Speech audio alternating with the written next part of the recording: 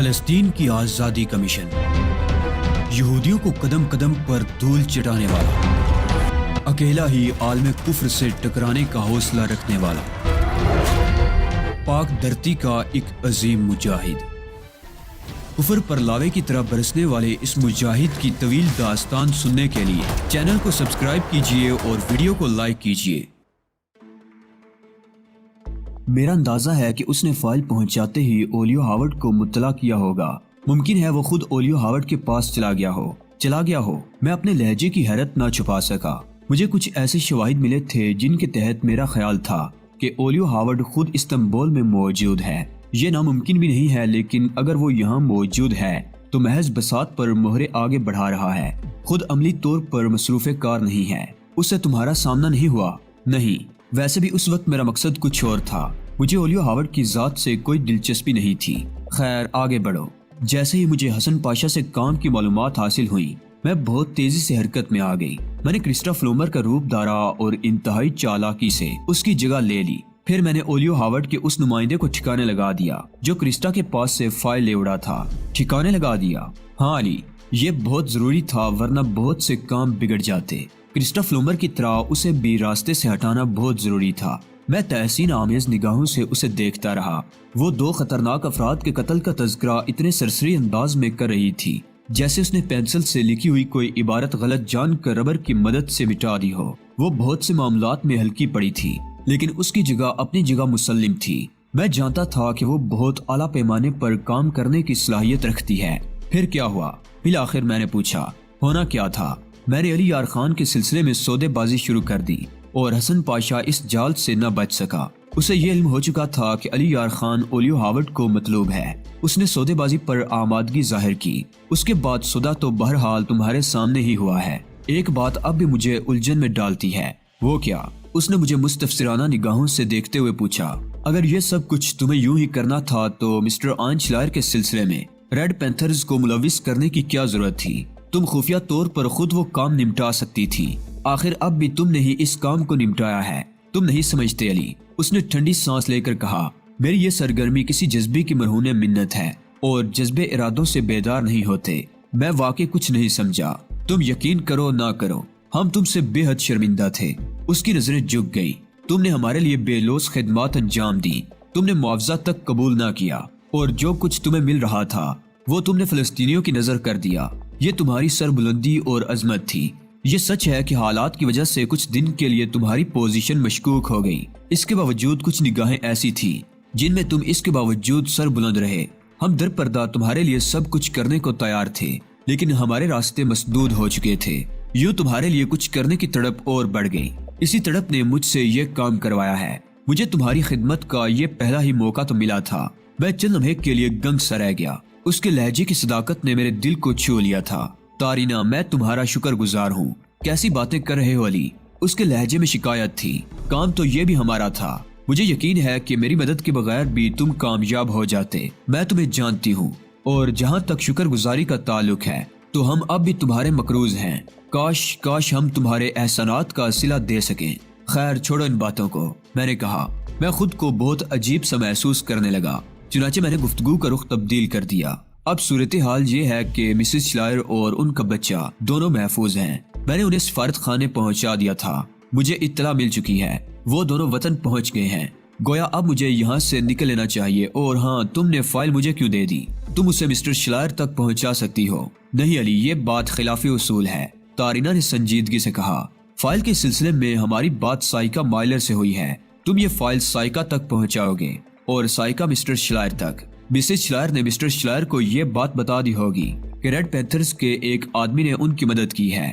اصولاً یہ case red Panthers کا ہے اور اس کا کریڈٹ بھی انہی کو ملنا چاہیے تاکہ ان کے اعتماد میں اضافہ ہو۔ اور ہاں علی، میری التجا ہے کہ اس فائل کے سلسلے میں میرا نام کہیں نہ آنے پائے۔ میں دل ہی دل میں اس کی بے غرضی، خلوص اور معقولیت کو سراہنے کے سوا کیا کر سکتا تھا۔ میں نے تمہاری واپسی کا بندوبست بھی کر دیا ہے، تارینا نے مزید کہا۔ اولیو ہاورڈ کو جلد ہی حسن پاشا کی موت کا علم ہو جائے گا اور پھر وہ خود حرکت میں آئے گا۔ وہ تمہاری تلاش میں استنبول کا چپا چپا چھان مارے گا۔ تمہیں اس کی حرکت میں آنے سے پہلے ہی یہاں سے نکل لینا چاہیے۔ صرف مجھے؟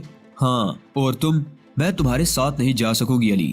لیکن تم چاہو تو چند روز بعد میرے ملک میں مجھ سے رابطہ قائم کر سکتے ہو۔ شکریہ تارینا۔ تو اب تمہاری واپسی کے انتظامات مکمل ہیں۔ میں نے اپنا پروگرام اس طرح سیٹ کیا تھا کہ تمہیں دقت نہ ہو۔ کمال ہے تارینا، میں نے اسے تشکر آمیز نگاہوں سے دیکھتے ہوئے کہا۔ تم کچھ دیر پہلے قرض کی بات کر رہی تھی، میرا خیال ہے کہ تم نے تمام قرض بما سود چکا دیا ہے۔ تارینا کی ہونٹوں پر بڑی دل آویز مسکراہٹ نظر آئی۔ اس مسکراہٹ کا عکس اس کی آنکھوں میں بھی تھا۔ وہ رات اسی عمارت کی ایک خوابگاہ میں گزری۔ سونے سے پہلے بڑی دیر تک میں تارینا ہارڈو کے بارے میں سوچتا رہا۔ میرے سلسلے میں تارینا کا رویہ بھی عام لڑکیوں سے مختلف نہیں تھا، حالانکہ وہ ایک معمولی لڑکی تھی۔ بلا شبہ اس نے میرے لیے اپنی جان کی بازی لگا دی تھی۔ آئین شلائر کے سلسلے میں وہ خود کام کرنے کی ہمت نہیں کر سکتی تھی، لیکن میرے لیے کچھ کرنے کے جذبے نے اس سے بہت بڑا کام کروا دیا تھا۔ دوسری طرف اس میں بھی کوئی شک نہیں تھا کہ اگر وہ بروقت مداخلت نہ کرتی تو فائل میرے ہاتھوں سے یقینی طور پر نکل گئی ہوتی۔ گویا میں اپنے مقصد میں ناکام ہو گیا تھا۔ اس کامیابی کا سہرا تارینا ہی کے سر تھا اور میں اس کا شکر گزار ہونے کے سوا کچھ بھی نہیں کر سکتا تھا۔ پھر تارینا کے متعلق سوچتے سوچتے اچانک مجھے تہذیب مالکم ایکس یاد آ گئی۔ اس کا معاملہ جوں کا توں تھا۔ وہ جس قدر اچانک میری زندگی میں داخل ہوئی تھی اسی طرح میری زندگی سے نکل بھی گئی تھی۔ سچ تو یہ ہے کہ میں اس پر صبر کر بیٹھا تھا، لیکن اس کے ساتھ ہی بہت سے لطیف جذبوں سے محروم ہو گیا تھا میں۔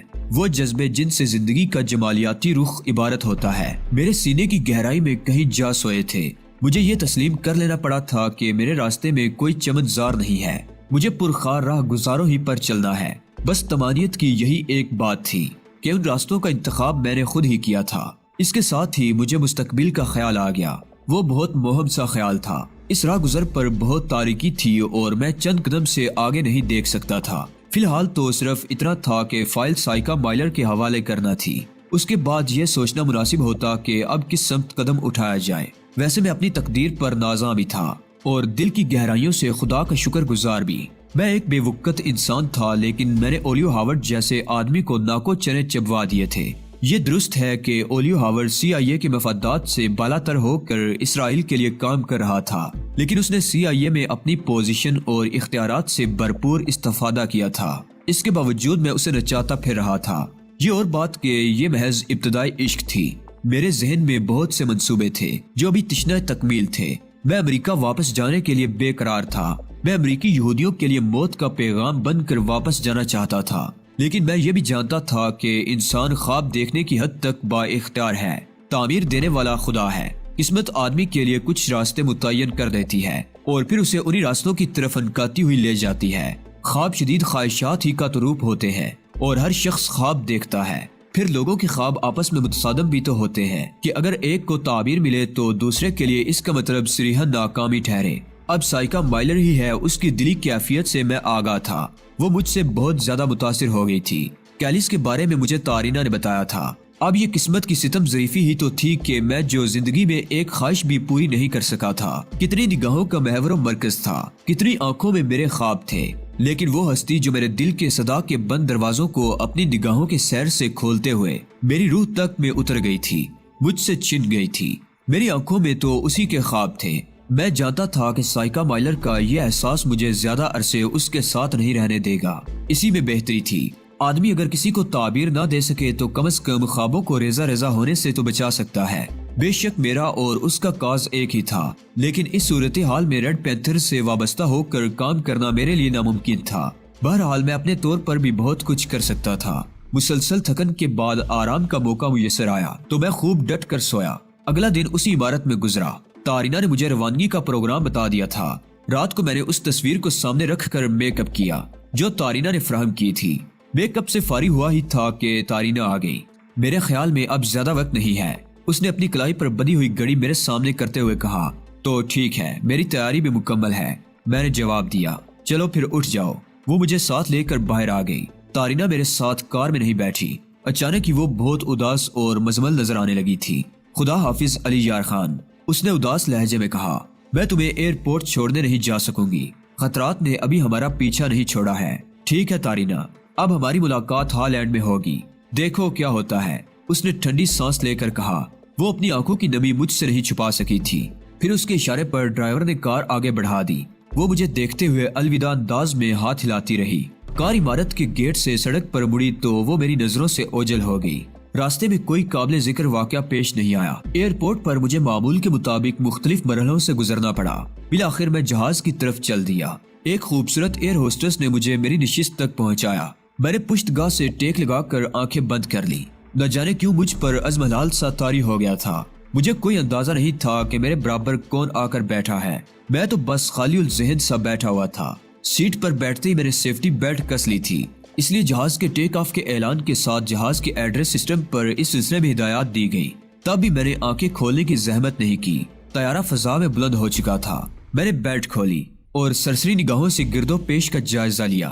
برابر والی سیٹ سے مسحور کن خوشبو کی لپٹیں اٹھ رہی تھی، لیکن میں برابر والی نشست کو نظر انداز کر کے دوسرے لوگوں کا جائزہ لے رہا تھا۔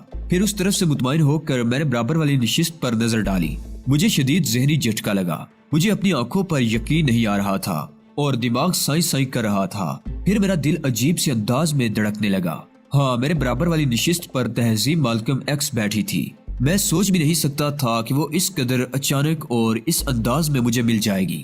سچ تو یہ ہے کہ میں نے اپنے عظیم مقصد کی خاطر اپنی آنکھوں سے اس کے خواب تک نوچ ڈالے تھے، لیکن اب میری آنکھیں بے تابانہ اس کے چہرے پر مچل رہی تھی۔ ڈر تھا کہ میری نگاہوں کی چبھن اسے سراسیمہ کر دے گی۔ میں نے جلدی سے آنکھیں موند لی اور اپنی اس کیفیت کا تجزیہ کرنے لگا۔ شاید شدت طلب نے آنکھوں سے مل کر سازش کی تھی اور آنکھیں دماغ کو گمراہ کر رہی تھی، تصور کو حقیقت قرار دے رہی تھی، لیکن اتنا بڑا دھوکہ، یہ کیسے ممکن ہے؟ میں نے بڑی مشکل سے خود کو سنبھالا اور آنکھیں کھول کر دوبارہ اس کی طرف دیکھا۔ اس بار مجھے کوئی شبہ نہیں رہا، وہ تہذیب ہی تھی، سچ مچ کی تہذیب۔ فرق تھا تو صرف اتنا کہ اب اس کے چہرے سے نکاحت حویدہ تھی۔ آنکھوں کے گرد سیاہ ہلکے تھے، ہونٹ خشک تھے اور وہ کچھ خوف زدہ بھی معلوم ہو رہی تھی۔ میرا بھی عجیب حال تھا، جیسا خوبصورت خواب دیکھنے والوں کا ہوتا ہے۔ وہ آنکھیں کھولتے ہوئے ڈرتے ہیں کہ خواب ٹوٹ جائے گا۔ ہمت نہیں ہو رہی تھی کہ اسے مخاطب کروں۔ اگر آواز اور لہجہ مختلف ہوا تو کیا پتا وہ کوئی اور ہو تہذیب کے میک اپ میں، اور یہ میرے لیے کوئی جال ہو۔ ذہن میں اندیشے سرسراتے رہے، لیکن مسلسل اسے دیکھنے کے بعد مجھے یقین ہو گیا کہ وہ تہذیب ہی ہے، یا شاید میرے جذبہ بے اختیار نے ذہن سے تمام وسوسوں کو نکال باہر کیا تھا۔ یہ بات بھی طے تھی کہ وہ مجھے نہیں پہچان سکے گی کیونکہ میں میک اپ میں تھا۔ چنانچہ میں نے دھڑکتے دل کے ساتھ اسے مخاطب کیا۔ معاف کیجیے گا مس، کیا آپ کی منزل ہالینڈ ہے؟ اس نے چونک کر مجھے دیکھا اور بڑی بے اعتنائی سے بولی، جی ہاں۔ پھر اس نے پشت گاہ سے ٹیک لگا لی۔ میرے دل کی دھڑکنیں بے ربط ہو گئیں۔ وہی جانی پہچانی آواز، وہی مانوس لہجہ۔ آپ کا وطن ہالینڈ ہے؟ میں نے پوچھا۔ جی نہیں۔ اس بار اس کے لہجے میں بیزاری تھی۔ آپ کے انداز سے معلوم ہوتا ہے کہ میری زبردستی کی بے تکلفی آپ کو گراں گزری ہے، میں نے معذرت خواہانہ لہجے میں کہا، لیکن یہ حقیقت ہے کہ آپ کی صورت ایک ایسی لڑکی سے ملتی ہے جسے میں جانتا ہوں۔ تہذیب نے چونک کر مجھے دیکھا۔ معاف کیجیے گا، میری طبیعت کچھ خراب ہے، میں اس وقت کسی سے بھی بات نہیں کرنا چاہتی۔ مجھے اس کی آنکھوں میں خوف کی جھلکیاں نظر آئیں۔ اوہ، کیا ہوا ہے آپ کو؟ میں نے پرتشویش لہجے میں کہا۔ میں نے عرض کیا نا، میں خاموش رہنا چاہتی ہوں۔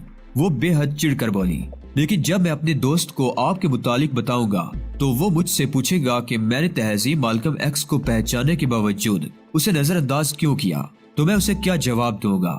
وہ ایک دم سنبھل کر بیٹھ گئی اور کڑی نگاہوں سے مجھے دیکھنے لگی۔ آپ یہ کیسے کہہ سکتے ہیں کہ میرا نام تہذیب مالکم ایکس ہے؟ کون ہے آپ؟ میں آپ کے ایک دوست کا دوست ہوں۔ میرے دوست نے مجھے آپ کی تصویر دکھائی تھی۔ وہ آپ کے لیے اتنا پریشان، اتنا افسردہ تھا کہ آپ تصور بھی نہیں کر سکتی۔ کیا نام ہے آپ کے دوست کا؟ اس کے لہجے میں بے تابی تھی۔ علی یار خان، پاکستانی ہے، میں نے جواب دیا۔ اس نے ہیجانی انداز میں اپنا لرزتا ہوا ہاتھ میرے بازو پر رکھ دیا۔ پلیز، میں آپ سے معذرت خواہ ہوں جناب، مجھے علی یار خان کے بارے میں بتائیے۔ وہ کہاں ہے؟ کس حال میں ہے؟ کیسا ہے وہ؟ اس کے لہجے میں اضطراب ہی اضطراب تھا۔ ایسا لگتا ہے کہ آپ بھی اس کے لیے اتنی ہی۔ پلیز، آپ تجسس پیدا نہ کریں، پلیز مجھے بتائیے، اس نے ہذیانی انداز میں کہا اور مجھے جھنجھوڑ ڈالا۔ وہ ہالینڈ میں ہے۔ آپ کو معلوم ہے وہ کہاں رہ رہا ہے؟ جی ہاں۔ آپ بھی ہالینڈ ہی جا رہے ہیں نا؟ جی ہاں۔ پلیز آپ مجھے اس سے ملوا دیجیے گا، اس نے التجا کی۔ میں آپ کا یہ احسان کبھی نہیں بھولوں گی۔ ویسے بھی آپ اس کے بہت قریبی دوست ہوں گے، ورنہ وہ آپ کو میرے متعلق کیوں بتاتا؟ اس کا اضطراب اب میرے لیے اس کی محبت کا آئینہ دار تھا۔ میری اپنی جذباتی کیفیت بھی ابتر ہو رہی تھی۔ جی چاہتا تھا کہ اسے سب کچھ بتا دوں، لیکن یہ مناسب نہیں تھا۔ عین ممکن تھا کہ کچھ لوگ اس پر نگاہ رکھے ہوئے ہوں۔ اس صورت میں میرے ساتھ وہ بھی خطرے میں پڑ سکتی تھی۔ یہ سوچ کر میں نے دل پر پتھر رکھ لیا جی ہاں مس، وہ میرا بہت عزیز دوست ہے، میں نے اسے مخاطب کیا۔ آپ متعلق فکر نہ کریں، میں آپ کو اس کے پاس لے چلوں گا۔ آپ کی اس سے دوستی کب سے ہے؟ تہذیب نے پوچھا۔ بہت عرصے سے ہے، آپ اس کے بارے میں سب کچھ جانتے ہیں، مثلاً اس کی شخصیت، اس کے… اچانک وہ خاموش ہو گئی۔ اس نے خود کو سنبھال لیا تھا اور محتاط ہو گئی تھی۔ میں اس کی کیفیت سمجھ رہا تھا۔ قید کی صحبتوں نے صرف اس کی صحت ہی کو نہیں، ذہانت کو بھی متاثر کیا تھا، ورنہ وہ شروع ہی سے محتاط رویہ اختیار کرتی اور اس زاویے سے بھی سوچتی کہ میں علی یار خان کا دشمن بھی ہو سکتا ہوں۔ بہرحال اب وہ قدرے محتاط ہو گئی تھی، لیکن ابھی تک وارفتگی کے اثرات سے پوری طرح نہیں نکل سکی تھی۔ آپ میرے لیے فرشتہ رحمت ثابت ہوئے ہیں جناب، اس نے سنبھل کر کہا۔ کیا آپ کا تعلق ہالینڈ سے ہے؟ جی ہاں، لیکن علی ہالینڈ کب پہنچا؟ زیادہ دن نہیں ہوئے، میں نے جواب دیا۔ اب میں آواز اور لہجے کے سلسلے میں بہت احتیاط برت رہا تھا۔ میں نہیں چاہتا تھا کہ تہذیب کو مجھ پر شبہ بھی ہو۔ وہ کچھ دیر سوچتی رہی اور الجھتی رہی، خاصی کشمکش کا شکار معلوم ہو رہی تھی، لیکن پھر اسے رہا نہ گیا۔ آپ کو استنبول آئے ہوئے کتنا عرصہ ہوا ہے؟ اس نے پوچھا، پھر جیسے کسی خیال نے اسے چونکا دیا۔ آپ کو یقین ہے کہ علی اب بھی ہالینڈ ہی میں ہوگا؟ جی ہاں، میں نے مختصراً کہا۔ اچھا، اگر وہ وہاں سے نکلا تو کہاں جائے گا؟ یہ سوال بھی اس کی بے تابی کا مظہر تھا۔ میں مسکرا دیا۔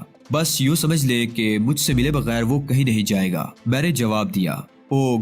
گویا آپ کے اور اس کے مفادات مشترکہ ہیں۔ میں نے اس بات میں سر ہلا دیا۔